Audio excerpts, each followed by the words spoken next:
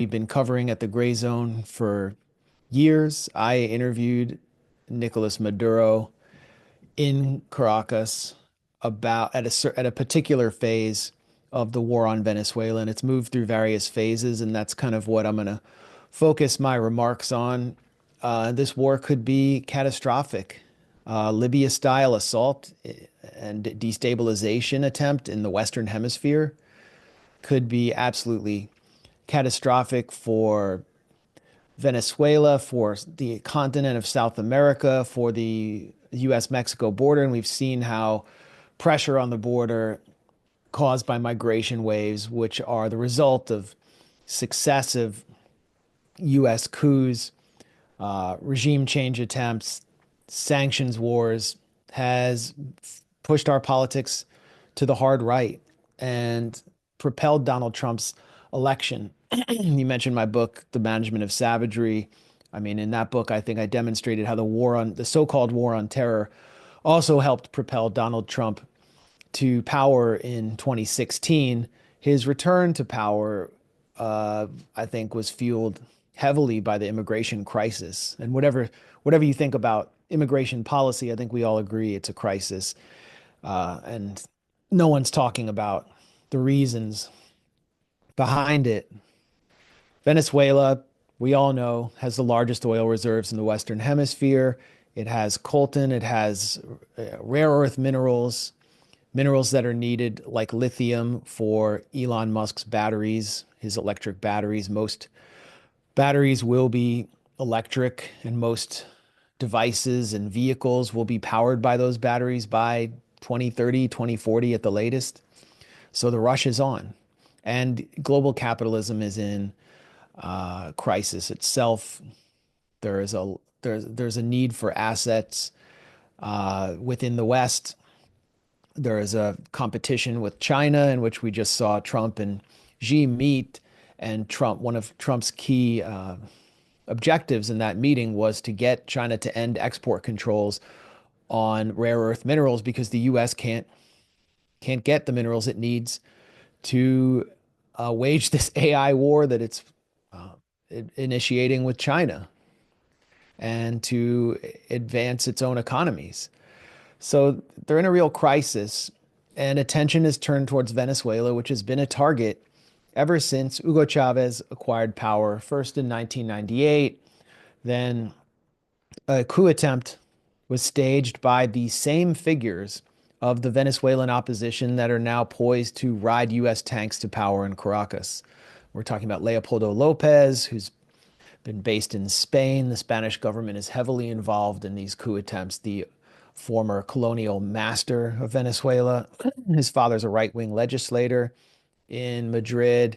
He is the mentor of the radical Venezuelan opposition that supports attacking Venezuela with the US military and sanctions and destroying the country just so they can obtain power. He was the mentor of Juan Guaido. He was in Miraflores Palace with a group of coup plotters after Chavez was first removed in 2002, taken by holdovers of the old regime, the old Punto Fijo regime, to a military base. And the Venezuelan people marched on Miraflores Palace a day after a corporate CEO, frontman for multinational corporations, Pedro Carmona, was installed in power. And the New York Times celebrated Pedro Carmona as the new president of Venezuela and tried to normalize the coup on the front page. Meet our new president. The Venezuelan people were not having it. They marched on Miraflores. They demanded Chavez's return, and he returned to power. What did he do? He nationalized PDVSA, which was the national oil company, removed the old management, which saw PDVSA as a vehicle for essentially exporting Venezuela's wealth to the north. And Chavez enacted a series of social programs, established workers' cooperatives, rural cooperatives, literacy programs, housing programs, reduced poverty by over 70% during those years when the U.S. was pinned down in the Bush administration, focused on trying to steal Iraq's oil. Um, and the Venezuelan opposition, meanwhile, was training. They were raking in millions of dollars under the watch of figures like Leopoldo Lopez and someone you're probably now familiar with, Maria Corina Machado, through USAID, the regime change arm of the US government, the National Endowment for Democracy, um, various European Union NGOs, the Open Societies Institute of George Soros, training from figures like Gene Sharp. They were basically training for color revolutions modeled after those that were sweeping Eastern Europe. Chavez dies in 2012, and Venezuela faces the Bolivarian Revolution, which inaugurated a new constitution and brought millions of people out of the shadows in Venezuelan life, faces a crisis of legitimacy following Chavez's death from cancer. First of all, the Central Election Council, the National Election Council, has to hold a national election within, I think, 1 month. Can you imagine with all of the crises we've faced in US elections if the US was forced to do such a thing under international pressure? But they did so. A successful election. Nicolas Maduro, Chavez's chosen successor, surprised many people that he was the chosen successor. He was the foreign minister under Chavez. He was the former head of the bus drivers union, a former bus driver who's from Caracas, not from the military like Chavez, which could have presented problems. Defeated Enrique Capriles, who is a fairly popular opposition figure representing the upper class and upper middle class of Venezuela, the East Caracas elite. And it was judged a free and fair election by the Carter Center. But as soon as Maduro came into power, without the same kind of name recognition, popularity, or credibility within the military as Chavez, the Venezuelan right, backed by the US, went to work to try to unravel his presidency.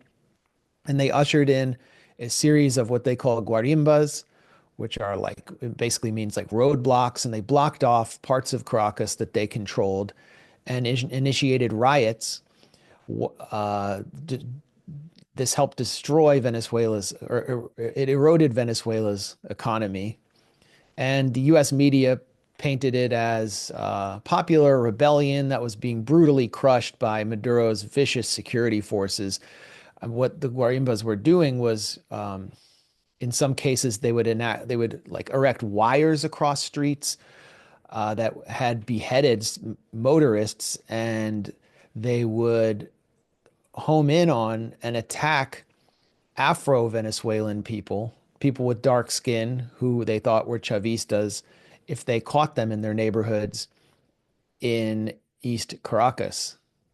There was one man who was actually burned alive, Orlando Figuera, for simply being black in East Caracas. These Guarimbas were violent, they were racist, they were driven by US intelligence, and they were destroying Venezuela's economy. In 2016, and they were driven by the National Assembly. The National Assembly of Venezuela at that point was controlled by the opposition. And so imagine if the US had this situation where a president had been elected and Congress is calling for riots in the street and calling on Russia and China to support, bringing in support from Russia and China to support those riots, like January 6th on steroids, burning down cities. What would the president do? Well, what Maduro did was he invoked the Bolivarian constitution to call for a constitutional assembly to break the crisis and called for elections, which were actually more democratic and included more members of the Venezuelan public, bringing them into public life. And the National Assembly walked out. The riots immediately ended. Venezuela was now at least at peace. However, the National Assembly had simultaneously called for the US to sanction the entire economy in the oil sector of Venezuela. Imagine that. Imagine the US Congress calling for foreign countries to carry out economic warfare on the United States. That's what happened in Venezuela with the traitorous Venezuelan opposition seeking to burn down their country in order to take power. And those first sanctions arrived at the end of the Obama era in 2015. And from 2015 on, Venezuela began to start to experience hyperinflation, shortages, as the Gray Zone revealed. Anya Parampil reported in 2019, the State Department under Trump actually published a document boasting about how much economic destruction the US had caused to Venezuela through sanctions and how many economic assets they had destroyed. And then they swiftly removed that document because it was a little bit too on the nose, but Anya caught it in time. So that's the situation Venezuela was facing in 2017. The National Assembly, which had been invalidated, declares that Venezuela is facing a humanitarian emergency. So, yeah, there are shortages because of the sanctions that they had supported. And now they're calling for an emergency and demand foreign intervention to break the humanitarian emergency. So, flash forward to February 2019, the border of Colombia and Venezuela, Colombia under the control of a right wing pro US president, Ivan Duque, who today is a DJ in Miami. We'll talk about Colombia in a second. He authorizes the USAID and the radical US backed Venezuelan opposition to carry out a fake humanitarian aid stunt in order to shatter Venezuela's sovereignty and discredit Maduro in front of the eyes of the world. Pallets of aid are loaded up on trucks on the Colombian side of the Venezuelan border in a town called Cucuta, and simultaneously the neoliberal British billionaire Richard Branson carries out a star-studded live aid concert to save the people of Venezuela in Cucuta. The aid stunt was a complete disaster.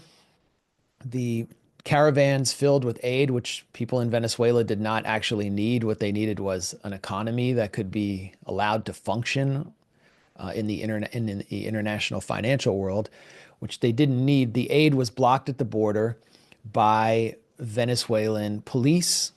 The Venezuelan military stood by Maduro, and the aid was then burned at the last minute by opposition hooligans on the Colombian side, and they attempted to blame the burning of the aid on Maduro and his security forces. I was one of the first journalists in English to expose how they burned the aid themselves. I was called a conspiracy theorist until a few months later when the New York Times did an OSINT, open source investigation showing that I was actually right. The conspiracy theorists were right again. The aid stunt fails. Venezuela's borders are secure. The military is standing with Maduro. Juan Guaido has been announced by the US as interim president. He's snuck back into Venezuela from Colombia through actually a narco cartel called Los Rastrojos. And he, in April 2019, attempts to lead a military coup inside Caracas. This also was a complete disaster. He managed to secure about 24 men from the Venezuelan military to carry out a rebellion in the streets. They were all easily gunned down or captured. Guaido is left exposed with his mentor, Leopoldo Lopez, who had broken out of the Spanish embassy. And there's a famous photo of them looking forlorn on the streets of Caracas. Guaido making a call, maybe to his masters in the US. And after that, it was all downhill for Guaido to the point where he conducted a series of humiliating stunts, attempting to break into the parliament by jumping over a fence. He was humiliated in restaurants by average Venezuelans who were basically sick of having their country come under attack from within and without. And he eventually has absconded to Florida. Today, I mean, this is so telling about who the Venezuelan opposition is. Guaido is now a supposed professor with no academic background at something at Florida International University called the Adam Smith Center for Economic Freedom, which is basically just like a right-wing libertarian propaganda institute where failed and washed up Latin American vassals of Washington go to get put out to pasture. So Guaido's gone. Guaido accomplished one thing, which is the sort of the thesis for Anya Parampil's book, Corporate Coup. He managed to, by delegitimizing the Nicolas Maduro as president on the international stage, he enabled the theft of Venezuela's gold from the Bank of England. And it was transferred to the rightful president, who was himself controlled by the US government and Western forces. And he enabled the theft of Venezuela's most valuable foreign asset, which is Citgo. You know, you've all seen Citgo gas stations. That's the international arm of PDVSA, the engine of the Venezuelan economy and the engine of Venezuela's social programs. So they've robbed Venezuela of billions of dollars a year through Juan Guaido, an economically crippling blow, straight up theft, international piracy. At the same time, we can see the war on Venezuela progressing to a new phase after the failed aid stunt, the failed military coup, the failure of the internal Venezuelan opposition forces to carry out an internal rebellion. The war starts to move towards more exclusively external forces.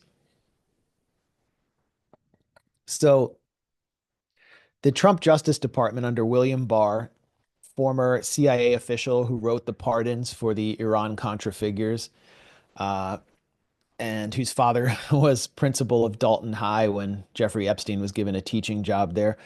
William Barr issues a bounty for the head of Nicolas Maduro, accusing him of being him and Diosdado Cabello, who's one of the most powerful Chavista figures other than Maduro, accusing them both of being the director of a narco cartel called Cuarteles de los Sol, de los Soles. No, sorry, Cuarteles de los Sol.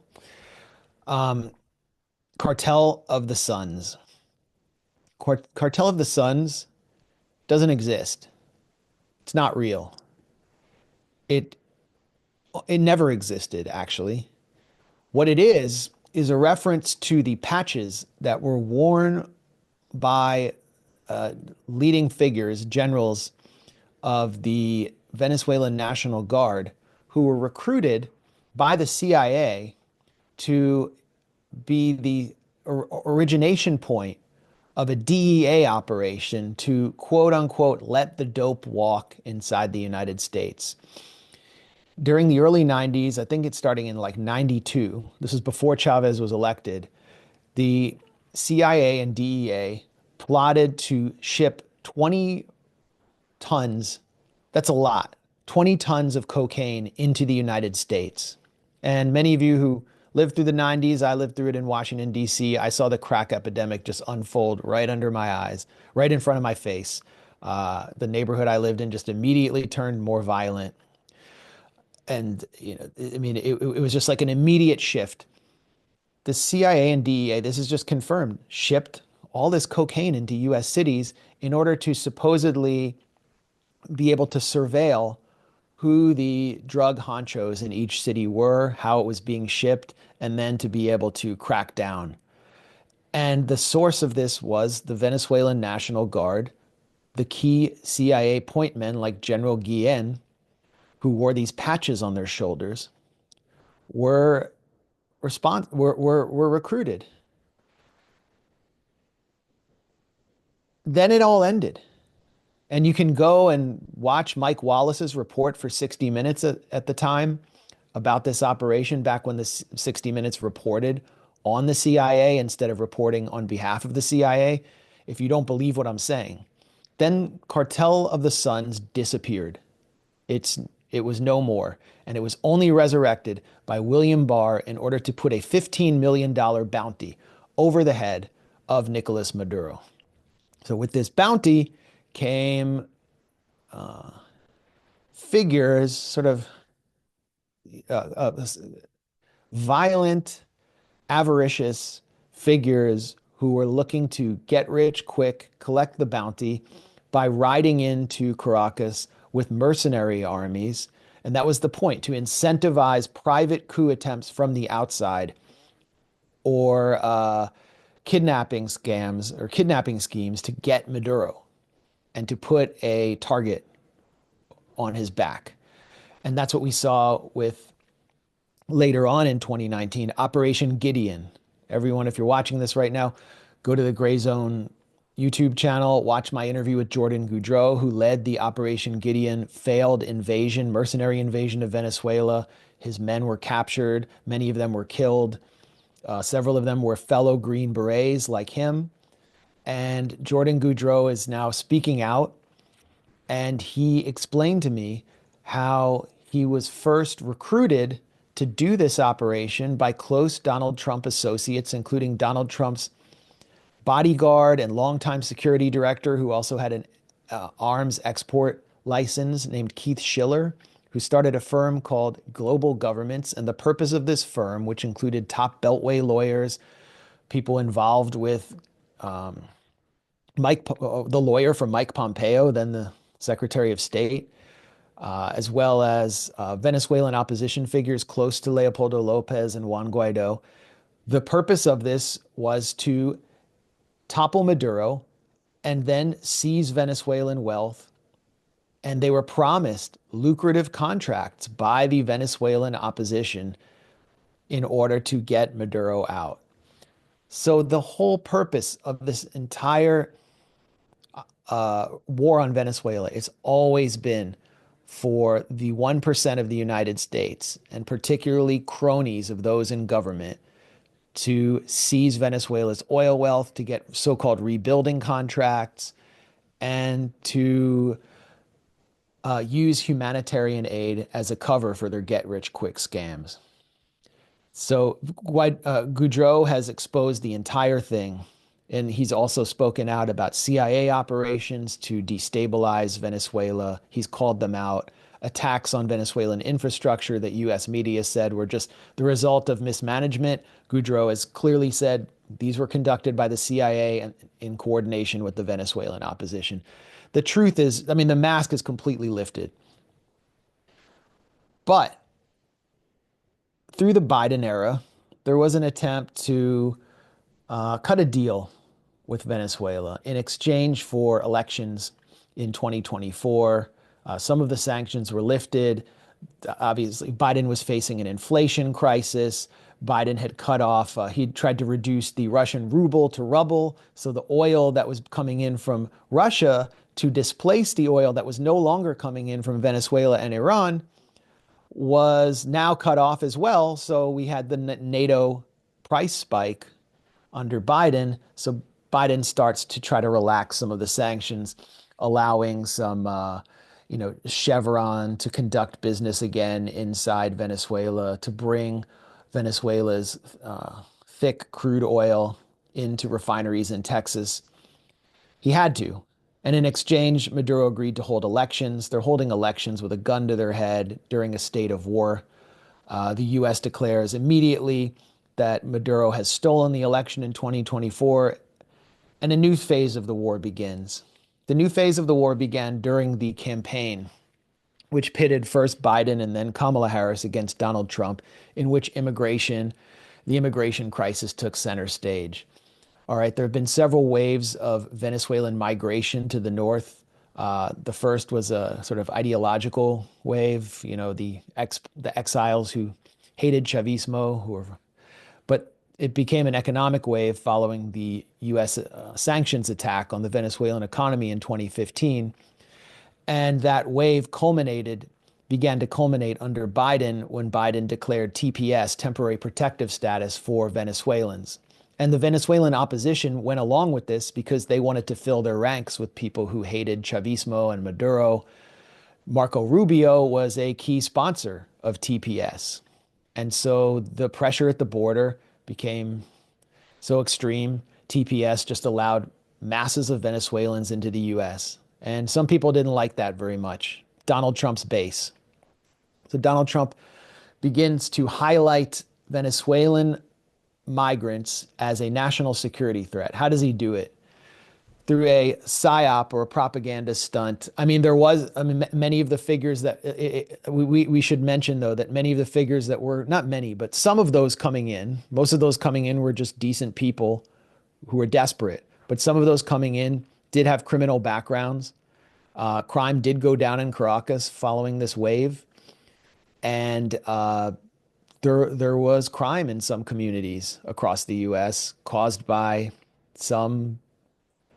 a minority of Venezuelan migrants. One of those was Aurora, Colorado, where there was an exchange, a violent exchange inside an apartment complex with some gunmen that was filmed. I don't think any guns were discharged. This is at the height of the election campaign. That apartment building was being maintained by a corrupt landlord who was receiving government assistance, and he was flipping Section 8 apartments and trying to basically get government assistance to justify tearing down Section 8 apartments, and then he would, profit. And so to justify government assistance and then get, I think it was like to get authorization to continue to hand over this apartment building or to tear it down. This corrupt landlord declared that it had been invaded by a Venezuelan gang called Tren de Aragua. And Fox News and right-wing media fills up with this image of these Venezuelan men with guns inside this apartment building. The residents of the apartment building actually held a protest at this time, declaring that the landlord wasn't providing them any repairs, that it was infested with rats, and the real problem was that was the real problem, not Venezuelan gangs. There was no evidence that a Venezuelan gang had taken over this apartment building, but that was the narrative, assisted by a pro-Trump local sheriff. And Donald Trump declares that Tren de Aragua is taking over parts of American cities. Then Trump declares that Tren de Aragua is controlled by Nicolas Maduro. And this is where the issue becomes international and tied to the war on Venezuela. It's no longer just an election season issue about immigration and in nativism. This was false. Tren de Aragua was not being controlled by Nicolas Maduro. It had been largely neutralized within Venezuelan prisons by Maduro's security forces. In April 2025, U.S. intelligence declassified report confirms this. So the U.S. intelligence world, which had been trying to destroy the government of Nicolas Maduro, contradicts Trump. And Director of National Intelligence, Tulsi Gabbard, someone who was a longtime opponent of the war on Venezuela when she was a Democrat in Congress, who switched sides after sort of being rejected by the Democrats, comes out and fires the intelligence analysts who revealed that Maduro had nothing to do with Tren de Aragua. And so the Donald Trump administration is pushing this gigantic hoax. This is the WMD hoax of the war on Venezuela, combined with the notion that Maduro controls the Cartel of the Suns, Cartel de los Soles, which was created by the CIA. Behind the scenes, there were meetings to find a new strategy to fold the phony war on drugs and the phony war on terror into a new designation that would allow the removal of Nicolas Maduro once and for all. And this strategy was being spearheaded by the people around the new face and voice of the Venezuelan opposition. Her name is Maria Corina Machado. She was the um,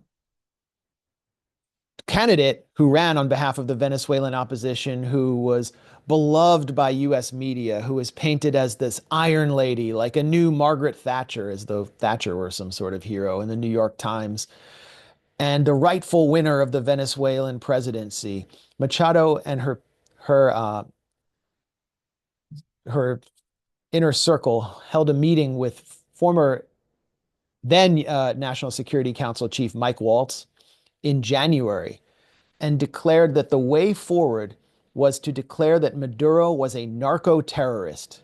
He was a terrorist because he was carrying out these attacks inside the US through an invasion, a gang invasion through TDA. And he was a narco lord because the Department of Justice had already declared that he controls a cartel, which doesn't actually exist. And Waltz is taking notes and putting together this justification, which was then passed on to his successor after the Signalgate scandal, Marco Rubio, who is the de facto leader of the South Florida Gusano industrial complex, who wants to invade and topple Venezuela for ideological reasons. And so the Trump administration officially declares that Nicolas Maduro and those around him are narco terrorists. This also helps bring Stephen Miller on board with the operation because it links TDA internally inside the United States, the supposed Venezuelan gang invasion, to a regime change war that will likely cause massive migration to the north. It turns out Stephen Miller isn't principled on immigration. He just likes torturing brown people. So he goes along with Marco Rubio with this narco terrorist designation. What does it mean? Well, it means the bounty on Nicolas Maduro's head increases from 15 million to 50 million. Who else had a $50 million bounty on their head? Osama bin Laden. Bin Laden, what happened to him? He was assassinated by US Special Forces teams when it was politically expedient for Barack Obama as he was beginning his campaign for re-election. They always knew where bin Laden was in Abbottabad. They decided to kill him for political reasons. So now the US can authorize decapitation attacks on the Venezuelan leadership. And they're fighting drugs and terrorism at the same time. It's like all of the neocon fantasies have come back. But first, they have to get forces, U.S. military forces, into Venezuelan waters, into the Caribbean. They have to aggressively militarize the Caribbean. And now the USS Gerald Ford is steaming towards the Caribbean with 80 attack jets on its deck. This is all the doing of Marco Rubio.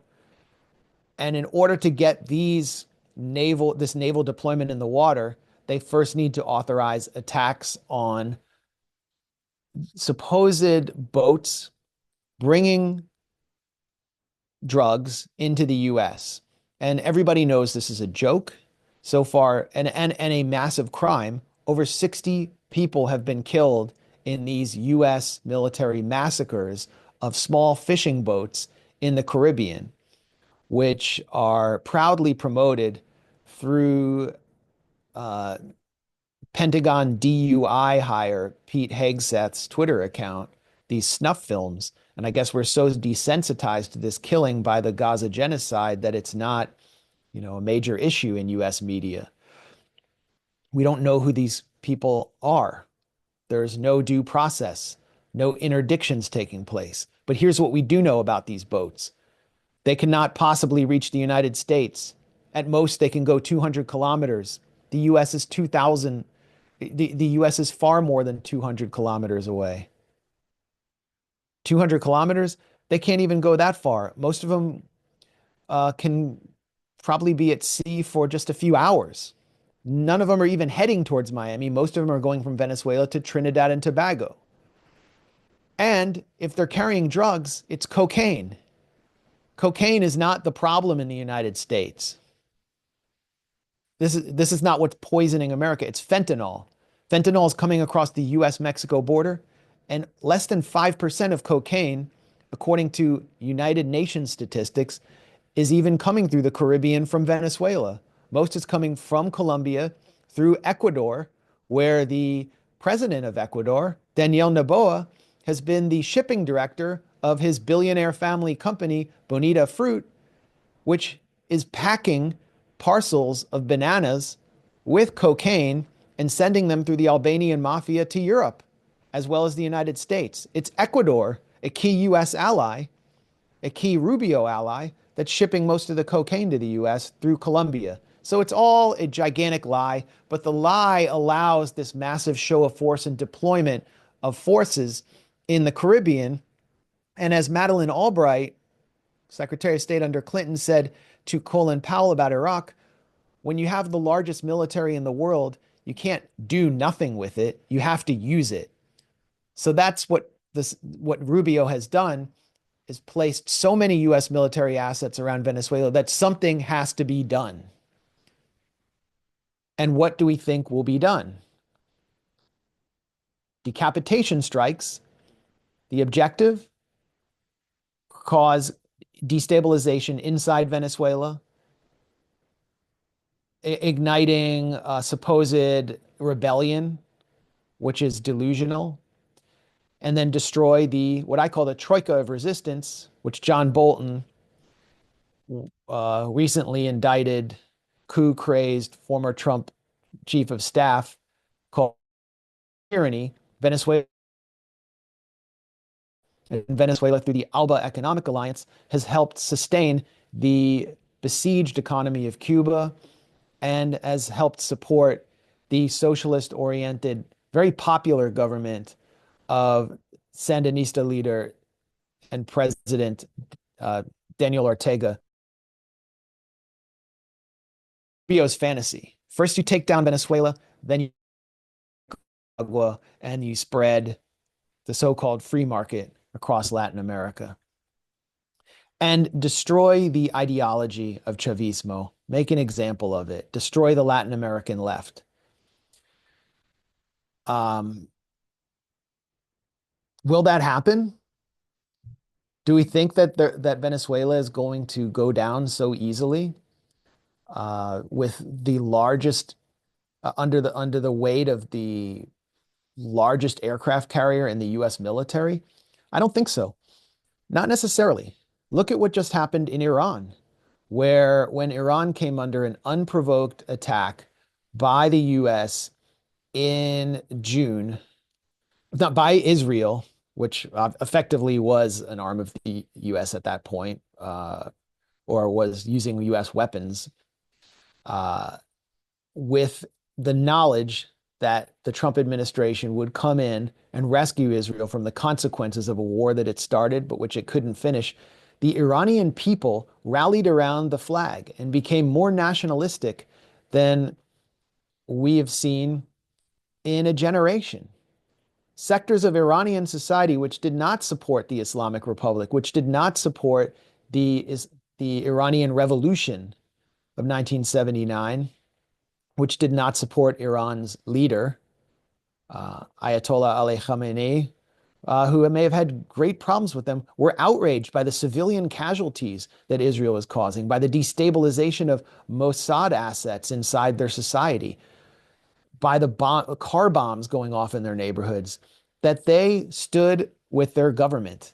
And if the U.S. is going to do the same thing in Venezuela, there is going to be a large segment of Venezuelan society that will stand with their government over United States military that is carrying out brutal attacks, the kind we've seen in Latin America in the invasion of Panama in 1989, 1990, which has sort of been put forward as a model for taking out Maduro. A lot of Americans don't remember this, but mass graves were found across Panama of Panamanian people who were killed by the U.S. military, some with zip ties on their wrists, many of them children, many killed in airstrikes. hundreds and hundreds of civilians were killed there. And so the idea that the that Venezuela's own democratic revolution can be destroyed by the US military and that an ideology, an idea can be wiped out is going to be tested. And it's the same idea that we've seen tested in Gaza, where enormous, unprecedented, like historically unprecedented pressure has been put on an entire population that has resisted their dispossession and destruction and occupation. They've had a genocide imposed on them, and they're refusing to leave, and they have refused to part from the model of resistance. So this entire neoconservative idea, it hinges on people in Latin America, in the Arab world, all across the world, basically accepting vassalhood and accepting neocolonialism. And it's going to be tested in Venezuela in the coming days. I'd prepared to talk about Gaza and to talk about the post October 7th shift, but I feel like the situation with Venezuela is so urgent and so immediate that I wanted to focus on that today. That was sort of what was on my mind. But we can cover those issues in Q&A. I'm interested to hear what your questions and comments are. So let's wrap up my comments and move to Q&A. Thanks a lot.